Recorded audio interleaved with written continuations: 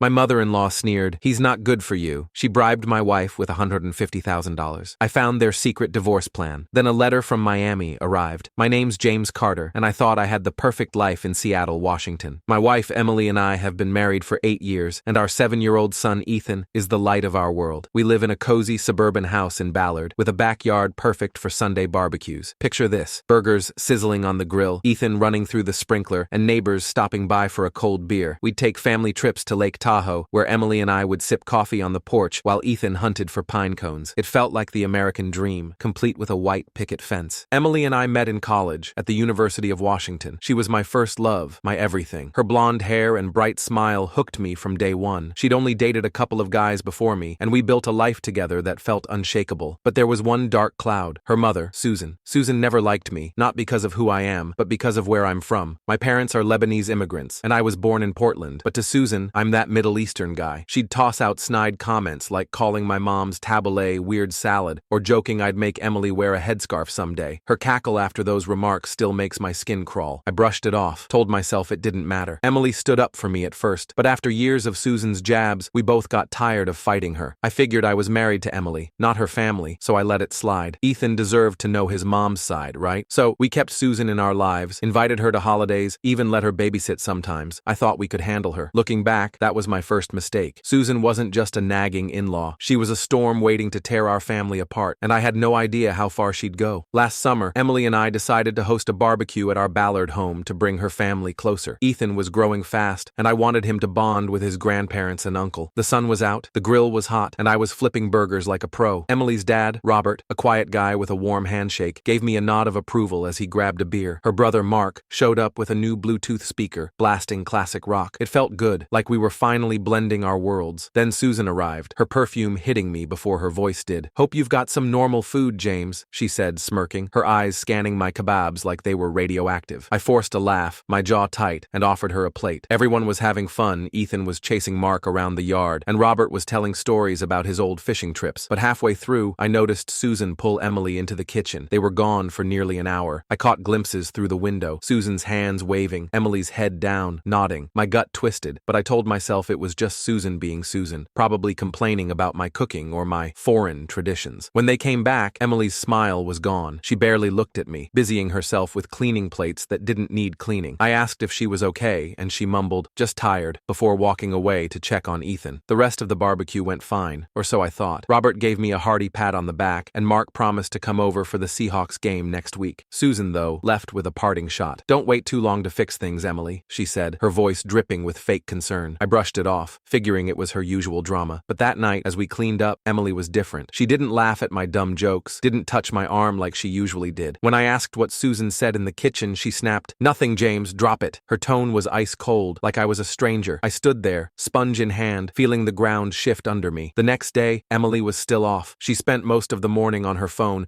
texting furiously, her face tight. When I tried to hug her, she stiffened, like my touch burned. Ethan noticed too. "Why's Mommy mad?" he asked, his big brown eyes searching mine. I didn't have an answer. That evening, while we watched TV, a news report about a protest came on. Emily turned to me, her voice sharp. "Guess you'd know all about that, huh?" She laughed, but it wasn't her laugh, it was Susan's, cruel and mocking. My chest tightened. Emily had never used my heritage against me before. It felt like a knife twisting in my heart. I went to bed alone, staring at the ceiling, wondering what the hell Susan had planted in her head. The days after the barbecue were like walking through a fog. Emily was a ghost in our own home, slipping away from conversations, her eyes glued to her phone. She'd leave the room to take calls, her voice low and guarded. One night, while she was in the shower, her phone buzzed on the kitchen counter. I know I shouldn't have looked, but the knot in my stomach wouldn't let me ignore it. The screen lit up with a text from Susan. "You know it's time to end this. He's not good for you." My heart sank. "And what? Our marriage?" I scrolled up, my hands shaking, and saw more. "Think about Ethan. You deserve better." I put the phone down before Emily came back, but the words burned into my brain. Ethan started picking up on the tension. One afternoon, while I was driving him home from soccer practice in Fremont, he asked, "Is Mommy leaving us?" His small voice cracked, and I nearly swerved off the road. "Why would you say that, buddy?" I asked, trying to keep my tone steady. He looked out the window, his sneakers scuffing the car mat. "Mommy said we'd be happier if you weren't here." My throat tightened, like someone had punched me in the chest. I pulled into our driveway, my mind racing. Emily, the woman I'd loved for a decade, was turning against me, and Susan was pulling the strings. I couldn't just sit there. That night, after Ethan was asleep, I told Emily I was grabbing tools from the garage. Instead, I started searching. The garage was a mess. Boxes of old Christmas decorations, Ethan's outgrown bikes, and stacks of junk. In the corner, behind a dusty tarp, I found a small, unmarked box. My hands trembled as I opened it, dust stinging my eyes. Inside were papers, neatly organized, and my blood ran cold. There were screenshots of my texts to Emily, twisted out of context. One said, "Don't forget who you are," from a cheesy moment when we were quoting our favorite rom-com. A note next to it read, "Controlling behavior limits her freedom." Another was a photo of me shouting at a Seahawks game on TV, labeled "Displays of Rage, Threatening." My knees buckled. There were dozens of these voice memos transcribed, photos of us at family events, all painted to make me look like a monster. At the bottom, a draft divorce petition accused me of emotional abuse and isolation. The worst part? Every document was signed, witnessed by Susan Miller. Then I found the kicker, a handwritten plan, in Susan's sharp cursive, detailing how Emily would take Ethan, drain our joint account of $40,000, and cut me out completely. No visitation, no contact. My vision blurred, not from dust, but from tears I couldn't hold back. My family, my entire world, was being dismantled. I heard the garage door creak open. Emily called out, "James, you okay out there?" Her voice sounded normal, but nothing felt normal anymore. I shoved the papers back, my hands clumsy, and yelled, "Yeah, just organizing." My heart pounded as I climbed out, forcing a smile. Emily stood there, her arms crossed, a faint scent of unfamiliar perfume clinging to her. "You're acting weird," she said, her eyes narrowing. I shrugged, my voice tight. "Long day." She didn't push, just turned and went back inside. I leaned against the wall, my breath shallow, feeling like a stranger in my own life. The next morning, I couldn't look at Emily without seeing those papers. She kissed Ethan goodbye before school, her smile warm for him, but cold for me. I drove to work in downtown Seattle, my mind a storm. Susan wasn't just meddling, she was orchestrating a war against me. And Emily? She was either in on it or too deep under her mother's spell to see straight. I needed answers, but more than that, I needed to protect Ethan and myself. Whatever was coming, I wasn't going down without a fight. I couldn't sleep that night. The image of those papers seared into my mind. Susan's plan to destroy my family wasn't just a threat, it was a blueprint. I needed to act fast, but confronting Emily would only tip her off. The next morning, I called in sick to my software engineering job in Seattle and started researching. I found Michael Thompson, a divorce attorney with stellar reviews for fighting for father's rights. His office in Capitol Hill was small but sharp, with law books lining the walls and a photo of his kids on the desk. I showed him the photos I'd snapped of Susan's documents, my voice shaking as I explained everything: Emily's coldness, Ethan's words, the twisted evidence. Michael leaned back, his face grim. "James, this is a calculated move. They're building a case to take everything: custody, assets, all of it. But you've got an edge because you found this early. Don't confront Emily yet. Act normal, document everything, and secure your finances." I left his office with a plan, but felt like I was betraying Emily just by thinking this way. Still, I drove straight to a new bank in Queen Anne and opened a separate account. I transferred $20,000, half our joint savings, into it. My hands shook as I confirmed the transfer, guilt gnawing at me. But Susan's plan to drain our account left me no choice. This wasn't betrayal, it was survival. Back home, I started a journal, noting every odd interaction with Emily, every cold glance, every hushed phone call. It felt wrong, like I was spying on my own wife, but I had to protect Ethan. I needed allies, so I called Robert, Emily's dad. We'd always gotten along. He loved my mom's baklava and never bought into Susan's nonsense. I asked him to meet me for coffee at a diner near his office in Bellevue. Over greasy sandwiches, I laid it all out. The documents, the divorce plan, Susan's signatures. Robert's face went pale, his coffee untouched. "James, I had no idea. Susan's been tense, but this? It's insane." He swiped through the photos on my phone, his jaw tightening. "This is her handwriting. I can't believe she'd go this far." I asked if he'd heard anything from Emily about our marriage. He shook his head, eyes sad. "She's been distant, but I thought it was work stress. I'm on your side, James. You're a good dad. This isn't right." His support felt like a lifeline. Next, I reached out to Mark, Emily's brother. We met at a bar in Fremont, far from anyone we knew. Mark looked uneasy, nursing his IPA. "Mom called me yesterday," he said, peeling the label off his bottle. "She asked me to sign a statement saying I saw you yell at Emily at the barbecue. Said it'd help her save Emily." My stomach churned. "Did you sign it?" I asked. He shook his head. "Hell no. I told her I never saw anything like that. You've always been solid to Emily." But she was pushy. Said Emily's ready to leave you and needs proof for court. I told him about the box, the fake evidence, the plan to take Ethan. Mark's eyes widened. "Jesus, that's twisted. What do you need from me?" We hatched a plan. Mark would pretend to go along with Susan, documenting her requests to lie while feeding me information. Driving home, I felt a strange mix of relief and dread. Robert and Mark were with me, but Emily was still a question mark. When I walked in, she was on the couch, scrolling her phone, her face unreadable. "Late night?" she asked, not looking up. "Yeah, just grabbing a drink with a coworker," I lied, hating how easy it was. Her eyes flicked to me, sharp, like she knew something. "Okay," she said, and went back to her phone. I headed to the bathroom, splashing cold water on my face, barely recognizing recognizing the tired man in the mirror. I wasn't just fighting for my marriage anymore. I was fighting for my son, my life, everything I'd built. The weight of Susan's plan hung over me like a storm cloud. I couldn't trust Emily, not after those papers, but I still loved her. It was a gut punch, living with someone who might be plotting against you. I needed proof of what was happening, so I took Michael's advice and installed a small security camera in our living room. It was legal in Washington,